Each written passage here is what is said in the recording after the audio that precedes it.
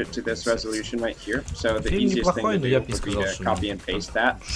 But to note the difference between base resolution and output resolution, if your base resolution is higher than your output resolution, it's actually going to scale down the final video before it goes out to a stream or a recorded file on your computer.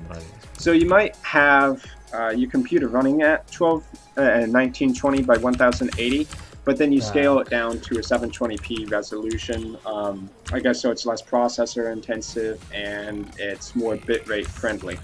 So we'll hit apply here, and that's going to fix our resolution issue because now the canvas is 720p and the game is 720p, so it matches up perfectly. But we're going to need to go to the output tab and talk a little bit about bitrate. So the higher your video resolution is, the higher your bitrate should be because you have more pixels to take care of. So generally speaking, you're going to need to put more data into your video file for it to look as good at a higher resolution. So video bitrate is often going to be limited by your streaming bandwidth. So if you want to stream online, you need to go to internet connection, pretty much period. So I can hit apply here. I won't change anything we see here, but it will affect the video quality when we record to a file or when we stream online. Alternatively, you can just come down here for recording quality and have a specific setting for recording to a file and then a different setting for the streaming bitrate. For instance, if you want to have high quality footage saved on your computer, but you don't have a good enough internet to stream at that same high quality level online to a service like Twitch or YouTube. Now video bitrate, I have other videos on my channel you should check out about finding the ideal video bitrate for streaming. If you're just recording to your computer, then this is only going to be limited by how powerful your computer is, and generally 4000 kbps isn't too bad for recording to a file, but it is a lot for streaming online because bandwidth is a limiting factor.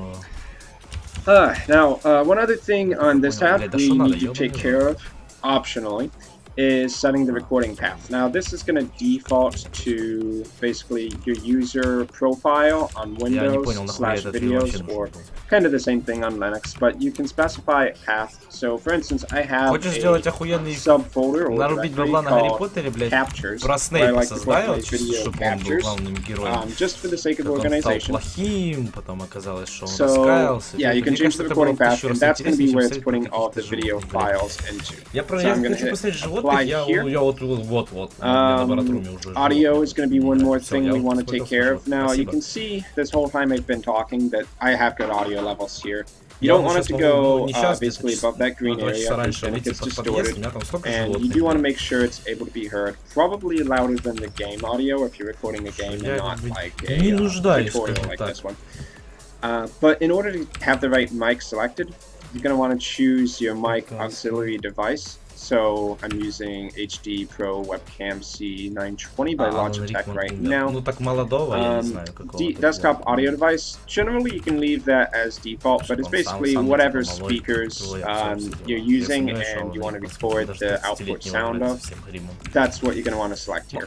I almost always have it set to default. Now, a quicker way of selecting a mic, because mic/aux will always be in the mixer over here, the audio mixer, is to right click it, go to properties, choose the device, люблю не из-за Гарри Поттера, а за микрофон you happen to be using. Just hit OK for that. Now let's see, I think we're just about ready to go ahead and do a test recording, not streaming, but a recording. So I'm going to hit start recording over here. And as you can see in the bottom right, it's going to show how many seconds of recording this has been going for, how much CPU recording is taking up.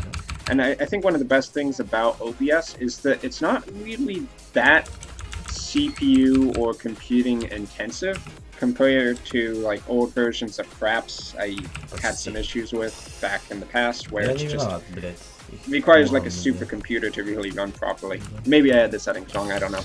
But anyway, we have a 30-second recording there, so that we can use as a test recording. I'm going to open up my captures directory, find the video file that we were recording, and this is the one that I'm actively recording for this tutorial.